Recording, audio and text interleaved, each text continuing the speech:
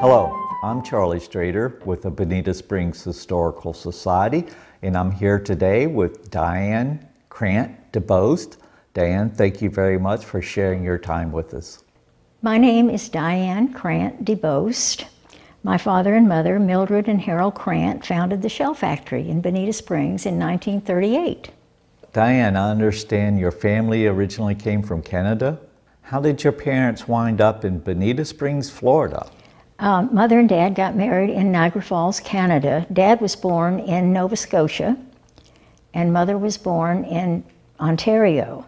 How they met, I have no idea, but they did get married, and Dad was the oldest of 10 children. And when they moved to Bonita Springs, most of his brothers and sisters and his mother and father all moved from Canada down here. And most of them ended up working at the factory in some position or other, and then finally most of them went off and started businesses of their own. One in Michigan, one in Vermont, one in South Bay, and one just south of Punta Gorda. And they were all fairly successful. What did it look like on Old 41 and Terry Street at that corner? We know that there was the shell factory. We know there was the dome. Okay, my earliest memories of Bonita Springs, of course I went to Bonita Springs Elementary School in first and second grade, but even before first and second grade, I remember going to the store, either Benson's or Lawhorn's for my mother, a loaf of bread or a quart of milk, that kind of thing. Just walk down, over the river and to the stores. On the northwest corner of Terry Street was the shell factory. It was a large 2-story building, and Dad had added on, a couple of wings, and then there was a big warehouse behind it. On the northeast corner of Terry Street was where our house was, and also we had some little cottages that rented out. And there was an old gas station that was not a gas station. It was just a deserted gas station where this couple lived. And I guess that had to be torn down when he built the dome, because that's exactly where it was. And the original shell factory was actually a small building right to the north of, on the other side of the road, to the north of Terry Street. And I guess that got torn down when he built the shell factory on the other side. And our house was back in there behind the dome. And then later, my sister and I decided we wanted to own horses. We were just in love with horses, and so we went to Iowa and bought 3 horses and brought them back, and Dad had a stable built on Terry Street on the north side. And a gentleman named Mr. Ogilvy, who lived on the west end of Terry Street out in the woods with his large family, he was hired by Dad to take care of the horses and, make sure they were fed and groomed and all that. Another funny story about the horses is, back in that day, you had to take them down to a dip and have them, it was like a huge concrete swimming pool, I guess would be the easiest way to describe it, and you take the horses and drive them through there, and they'd come out all wet. And we had to ride them all the way from the shell factory almost to Bonita Beach Road, I think, and then back again to do this dip. And I think it might have been once a month, but it might have been, more like once every 3 or 4 months or 6 months. I'm not sure of that. Tell us a little bit about how the shell factory started in Bonita Springs. Mother and Dad had spent a good bit of time, or winters, at Gordon's Pass in Naples, and my dad decided that he wanted to move to Florida permanently and decided on Bonita Springs, and he wanted to build a shell factory. They used to come to Gordon's Pass, which is now Port Royal in Naples, and fish during the winter, because there was no tourist business, of course, in Niagara Falls in the wintertime. So they came down in a little trailer that my grandfather had built and spent the winters fishing in Naples. He was very familiar with the tourist business because in Niagara Falls he had a tourist business which consisted of cars and drivers, that drove people around and gave them the history of Niagara Falls. So he was fairly successful at that. He sold his cars and moved to Bonita, as I said, in 1938 with my sister. She was 2 months old and I was 2 years old. And then when Dad decided he wanted to open a shell business, I guess he just decided on Bonita Springs. The beach was handy, you know, when they'd have tides that bring in lots of shells. Dad would get workers and go down there with bushel baskets and gather up the shells. And of course he bought shells from other places, and then the business grew because he started buying shells from the Philippines and Japan and Africa and everywhere there are shells. The business, once World War II was over, the business was very successful. You know, a lot of people, ex-servicemen, were traveling. Business was very, very good. Dad built up a business, mail order business. He had, Mother had to take packages down to the train almost daily, you know, to be mailed either on the train or to the post office. Well, actually, there wasn't a post office, and when the federal government was going to put in a post office in Bonita, Dad was absolutely sure that it would go down near us because we were the main people that, you know, had lots of mail coming and going. The reason he thought he should certainly get the post office was because he was the biggest employer in Bonita Springs. He actually bought a bus because there weren't enough people in Bonita Springs to work. And so he had a bus that came down every day from Fort Myers and stopped in Estero and picked up a couple of people. And, you know, they came down and worked at the factory, and then the bus took them home in the evenings. But no, Mr. Lawhorn won the post office right next to his store, and Dad was so furious. We were forbidden to ever go in Lawhorn's again. And of course, Richard Lawhorn was, you know, Robert Lawhorn was a friend of mine. And, but we didn't go back to Lawhorn's for anything. But we didn't do most of our shopping in Bonita anyway. Mother went to Fort Myers almost every Friday, picked us up at St. Francis and went to the A&P store and, you know, stocked up on everything we needed. He ended up importing hundreds and hundreds of crates of seashells from all over the world. The Philippines, Japan, Ireland. I mean, there was hardly a country in the world that he didn't import seashells from. But how in the world he made all those connections, I don't know. I know at one time, my husband, Richmond Powell, took my 2 oldest children on a trip around the world, and they visited all these different suppliers. We had semi-trailers, and he delivered shells all along the way from here all the way to California. You know, all kinds of shell shops along the highways, and then when he got to California, everything would be gone, and he'd fill the truck up with abalone shells. And he brought those back. And I think at one time he had at least 2 semis that were running back and forth, in addition to, you know, the mail order business. In addition to the shell factory, Dad took an interest in the baseball team. He sponsored a baseball team and you know, built a baseball diamond, yes, a diamond, right behind the Distant Drums Indian attraction, which was very popular also. He had Indians that he dealt with before he even built the Distant Drums. I mean, he used to go down in the Everglades and buy gar scales from the Indians, and they were, you know, he was on very friendly terms with them. They always gave us wonderful frog's legs when he went down there, in addition to purchasing the gar scales from them. Finally, after the war, Buckingham Airfield closed, and Dad went out there and bought all kinds of things, pool tables, ping pong tables, the Dome restaurant, and had it all brought to Bonita Springs. And you know, he opened up that as a restaurant, bar, orange juice place, and it was there until, what year did they tear that down? 70? I do remember there was a move to keep it from being torn down to save it a historical thing. And it seems like somebody interviewed me about that. So Dianne, you went to the Bonita Springs Elementary School for a couple of years, then you went to St. Francis in Fort Myers? I went to Bonita Springs Elementary School in the 1st grade and 2nd grade. A lovely lady named Mrs. Van Nostren was my teacher. But in the 3rd grade, Mother and Dad decided that my sister and I should go to the Catholic school, St. Francis, which was in Fort Myers. And back then, you could ride the school bus. The Catholic children could ride the school bus to Fort Myers. So we did every day.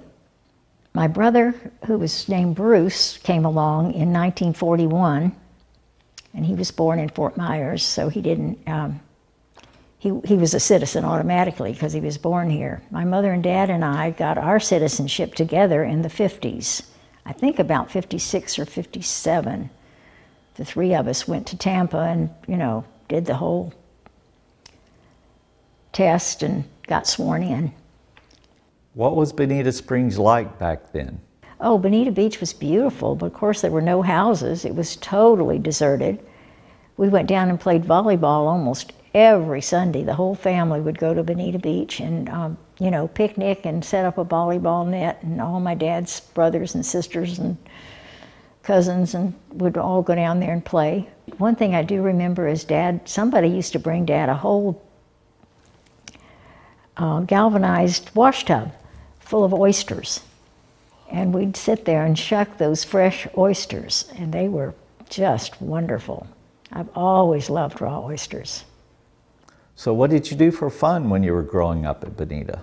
Well, we loved to jump in that artesian well at Shangri-La and get the sand rinsed off and the salt. We did that all the time. And I don't think the place was open for business at that time. I mean, we wouldn't have done it probably if it had been a functioning business. Growing up in Bonita was unique. First of all, we played in the middle of US 41. There were not that many cars, and we used to lie down on the road at night and look up at the stars and the moon, and you could hear in the pavement, you could hear cars coming, so we didn't worry about that. We used to ride our bicycles on 41. We used to swim in the ditches north of the factory. I mean, that was a fun thing to do in the summer, when it was so rainy and they were full of water and just rushing. Lots of fun. Used to play in the woods, just roam through the palmettos and never had any worries. It was a great way to grow up. We did a lot of roller skating in the shell factory. It was, had a concrete floor and all kinds of bins with seashells in them, open bins, and we loved to go over there and roller skate. Of course, we had to do that when the factory was closed. I mean, we didn't do that when the tourists were there, but that was a lot of fun. You don't have TV. I mean, the only thing we listened to on the radio was like the hit parade on Saturday night. White Cliffs of Dover and Glenn Miller and, that kind of thing, I think. And of course, my folks were big dancers, wonderful dancers. Oh, Dad and Mother used to do exhibition dancing, not for money, of course. They used to dance for the Edison Pageant of Light. Tango was their specialty, and they were beautiful dancers, yeah. My dad could make a mannequin look like she knew how to dance, I'll tell you. He was a real, and all of his brothers were the same way. They all were wonderful dancers. As far as clothing goes, there was a lady in Bonita Springs who used to make clothing, and Mother always had my sister and I, all our dresses made by this lady. At least this was, preschool and maybe first grade or something. But after that, rather than go to Fort Myers to shop, we went to Miami, over the Tamiami Trail. Mother made it such a fun thing to do. We stayed at a hotel called the Dallas Park. And there was a wonderful, it was like a movie theater, but they had live dancing as part of it. I don't remember the name of it, but it was in downtown Miami near Burdines. And we always, went there, so that was really a treat. But coming back across the Tamiami Trail back then, there weren't many cars either. You could drive almost from Miami to Bonita without running into too many cars. I remember one time we were driving back from Mother getting the groceries at A&P. It was a Friday evening, and it was pouring rain. The ditch was full of water. It was just south of Hanson Street. And something happened. The car spun around, and we ended up in the ditch, and all the groceries were floating around in this ditch. And that, there wasn't much south of Hanson Street then, except Estero was in the middle, that was long before Edison Mall or any of those other things. Mother always warned us not to ever let anybody stop a car and try to get us to get in it. So we were very, very careful, even back then when, of course, you wouldn't have thought of it, but I can remember her saying, don't ever let anybody offer to give you a ride. As far as driving goes, Dad let me drive to Fort Myers on his lap, you know, from about the time I was 8 years old. So by the time I was 10 or 11, he would let me drive the car around Bonita. 12 for sure. And I could take the car and get to Bonita Beach Road and thus to Bonita Beach by staying off the Tamiami Trail pretty much. You know, I probably got down across the river and then went back behind Benson's store and back in those roads and then down to Bonita Beach Road. And I'd pick up my friends along the way and off we'd go. And it was, you know, there was never any problem. I mean, I was a good driver apparently. He trusted me. So Dianne, I understand at the time the Shell factory and the Dome and Distant Drums were the largest employers in Bonita Springs. Yeah, I'll tell you about Distant Drums then. Yeah. It was a Seminole Indian chickee hut, very large, but they didn't live there, I don't believe. I think they came during the day and they did their beading and they did their sewing, and tourists could go in and see how all those things were made by the real Seminoles. And of course they could buy the things from them. So the Seminoles, you know, had a vested interest in it because they were making money. And I think it worked out very well for them. And I do believe we had maybe an alligator pit in the back, although I'm not sure about that. They had so many alligators down at the Wonder Gardens that, and that's another funny story. I remember David Piper, he went to the Catholic school with us. And one day I was visiting down there with a girlfriend who was spending the night, and David was showing off. He was about our age. And he reached in and petted this panther, and this panther just glommed onto his hand with all its teeth and scared us to death. But fortunately, David was able to get his hand out without any damage. But I can still see that in my mind's eye. It was terrifying. But anyway, so we grew up knowing the Pipers, and of course they were a like tourist business, so you know, I think we complemented each other. Certainly weren't in competition, that's for sure. But then once we moved to St. Francis, to school in St. Francis, everything changed, you know, because all the girlfriends I had were up there and they would come down and spend the night with me in Bonita. And we just kind of lost contact with the Bonita people. But then, of course, we moved to Fort Myers in 1950. My best friend was Jean Strickland, and her brother, I think his name was Jerry, and his parents lived right just south of Distant Drums on the east side of the road. And, her mother's name was Hazel. Dolores Kasner, I mentioned, she lived off of Terry Street to the west. And then there were the Downings. Oh yes, Herb Henning and Jack Hurlmeyer both came to Fort Myers, as I recall, at the same time. I don't know whether they were buddies up north and they just decided to move south. Jack Hurlmeyer and Herb Hennings. And then Herb eventually married Molly True. And that's an old name in Bonita, Donald True. And it was her brother, I think. In fact, Molly's still down there. Herb has since passed away. But the reason I know them so well is they both played baseball for the baseball team, and they were so good. Do you remember the Baird's camp? Did you ever Oh, yes, Mrs. Baird, Ruth Baird, I think was her name. I don't remember him at all, but I remember her. She was quite the dapper lady, and that was a popular place. In fact, in that little story that we did on Bonita, everybody said, oh, we weren't allowed to go to Baird's. Well, we were allowed to go to Baird's. I mean, that's where my mother and dad and his brothers, and you know, that's where they'd go to have a drink in the afternoon or in the evening. In 1950, Dad and Mother bought a house on McGregor, just south of the Edison home. Really pretty two-story house. We just felt as if we'd died and gone to heaven. And when we moved into that house, it was so nice. And of course, at that point, I was in high school. And the high school was right across, you know, almost across from where we lived. Went to St. Francis, went to Fort Myers High at that point and graduated from from Fort Myers High School. And then unfortunately, the factory burned down in that time frame. 1952, the call came in the middle of the night, and I happened to get up and answer the phone, and I have no idea who it was on the other end of the line. It must have been somebody in Bonita, but they just said, "Get your dad, the shell factory's on fire." And so, you know, Dad and Uncle Ellis jumped in the car and drove down there, and the factory was ablaze, and they passed the fire engine on the way down. There was no fire engine in Bonita Springs, so we had no insurance, and that was a terrible financial blow. It was suspected that it was arson, but it was, you know, there was no way to prove it. There were times when Dad had lots and lots of shells that were rather odorous.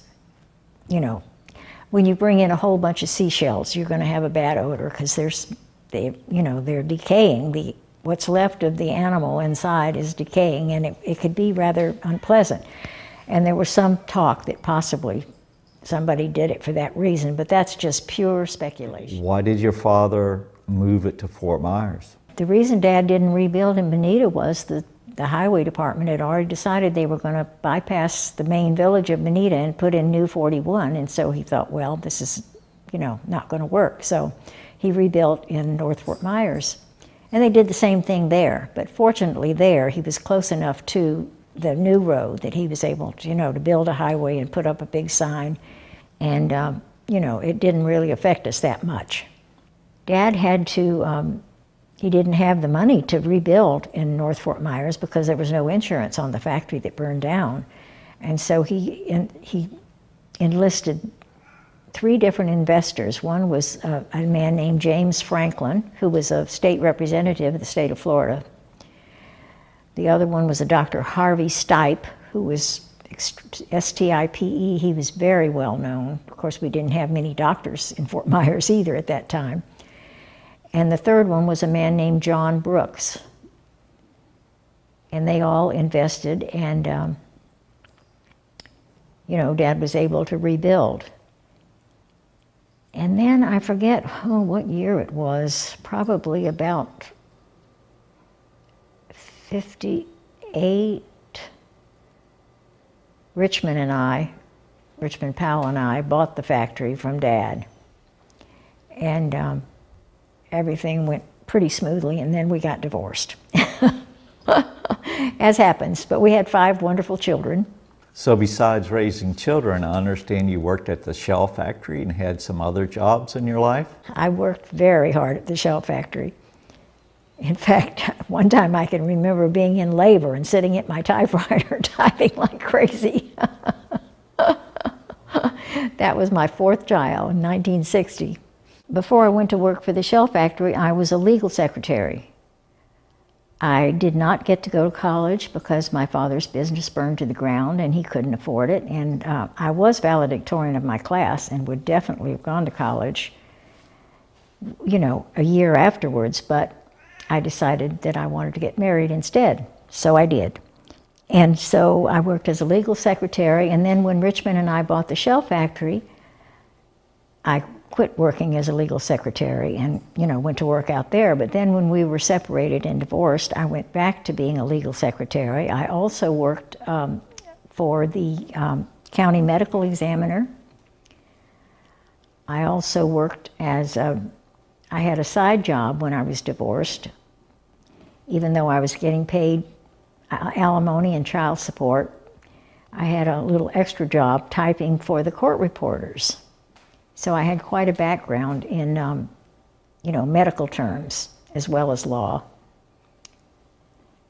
And I did move to San Francisco for a year, in which case I worked for the famous lawyer, not for him, but for his firm, Belli.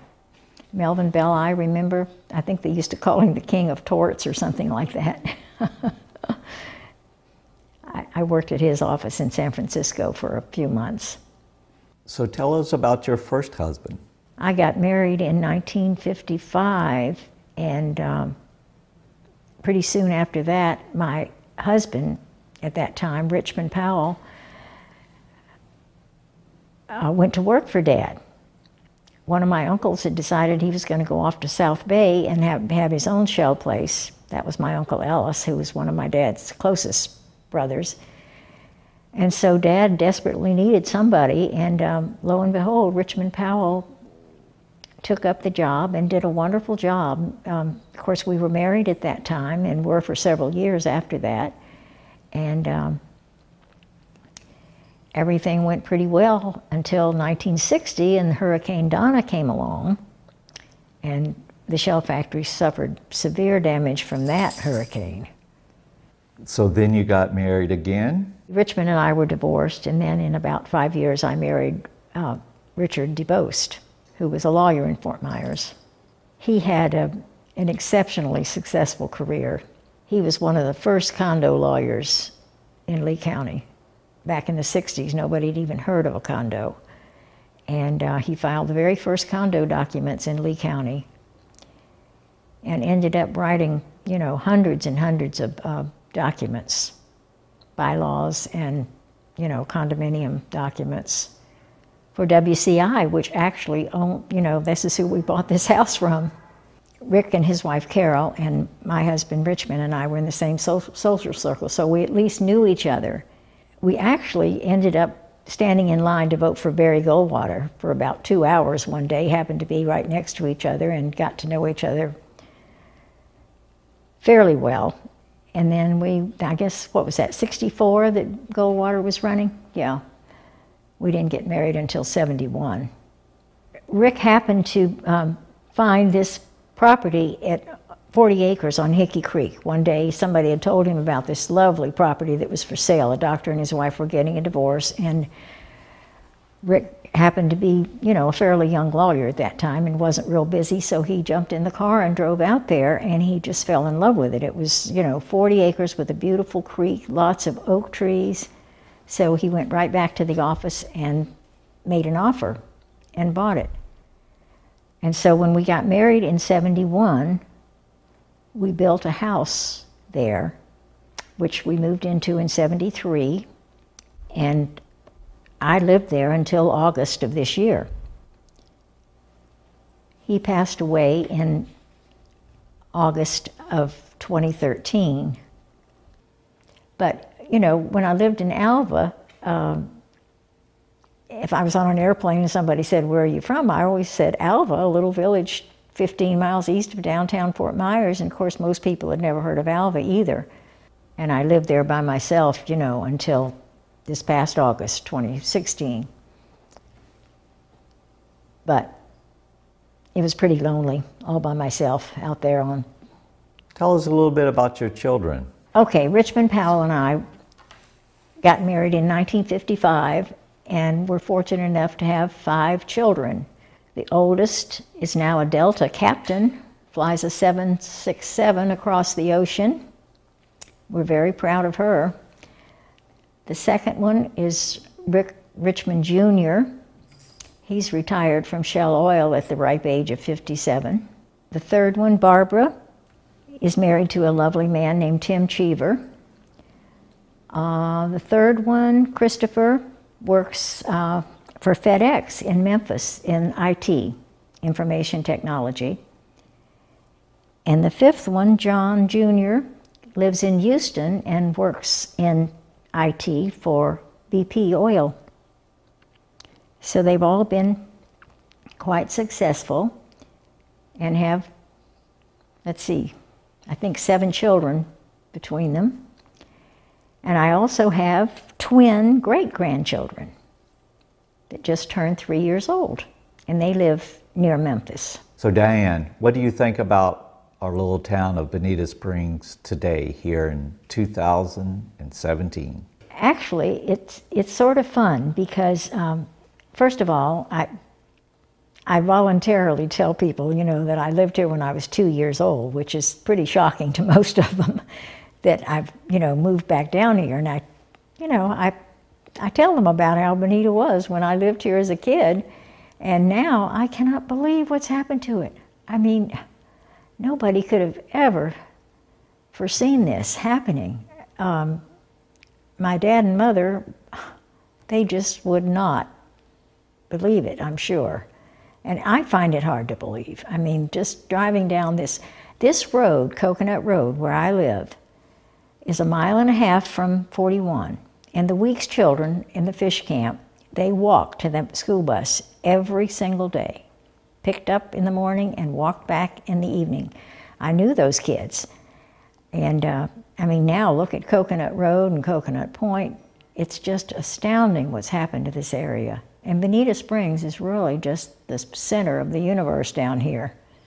And of course, the Everglades Gardens, Wonder Gardens is still there. That's a nice memory. There was an article that said, "Do you know these people?" And it showed a picture of that little building and my aunt and uncle standing. In fact, they were up to their ankles in water. It must have been the summertime.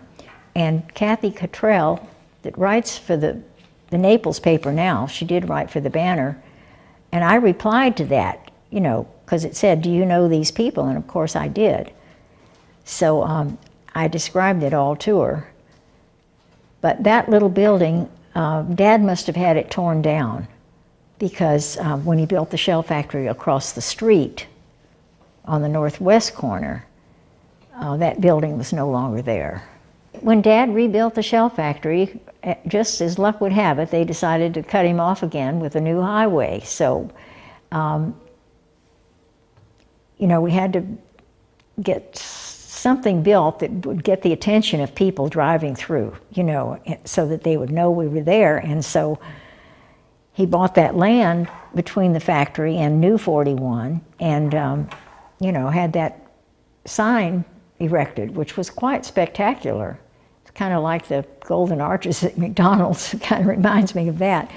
But yeah, they had that huge conch shell fabricated. And as I recall, that thing revolved. And of course, I was still working for the shell factory at that point, or actually my husband and I owned it at that point maybe, or close to it. And you know, they wanted to do a picture with me on that was my convertible, that car under the arch. Tom Cronin owns it now, and he's a high school buddy of mine, and he's done a good job. I understand they've got a zip line, and they've got all kinds of animals and bumper boats, I mean, it's really something. So here you are back in Bonita Springs. How did that happen? You know, I was still busy doing all the things that I did, but you know, it was lonely, and you can imagine my surprise when my oldest daughter called one day and said, "Mother, what would you think of us buying a condo or a home together?" And I was pretty surprised because you know, she lived in Minnesota. She was ready to get out of the cold. She'd been working for Northwest and then Delta all these years. So we came down around Mother's Day, I think, and found this place and just decided this was going to be it. Come full circle from being 2 years old playing in the middle of US 41 and putting up with all this traffic now. So it's been an interesting life, for sure. Very blessed and fortunate. Dianne, thank you so much for your time today and sharing your stories. It's been a pleasure meeting you.